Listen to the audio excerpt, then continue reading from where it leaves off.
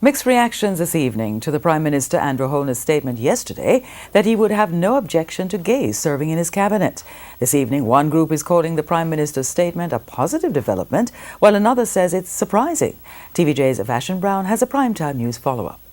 Whatever is in my discretion to distribute politically, a person's sexuality, sexual orientation is not a criteria for the use of my discretion. Prime Minister Andrew Holness, who is on official business in the United Kingdom, responding to questions from a reporter on the issue of gays serving as ministers in Jamaica.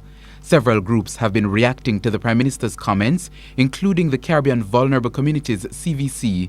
Executive Director of the CVC, Ivan Cruikshank, says it's a positive development. We often don't hear our senior leaders, particularly politicians, be so bold in their statements about the issue, and to hear the Prime Minister speaking as he did suggests to me that we have evolved we are evolving as a country.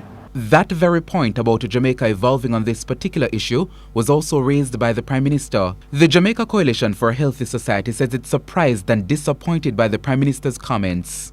We would expect that all Jamaicans would be employed on the basis of merit.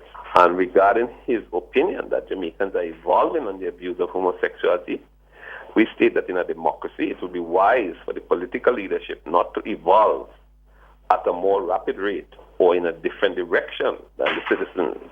For Mr. Cruikshank, it is very important for the Prime Minister to return to Jamaica and do what he called some active steps. That can include things like ensuring that there is dialogue at the level of political leadership around the issue, that he himself begin to mobilize colleague politicians around a consensus about doing what is right.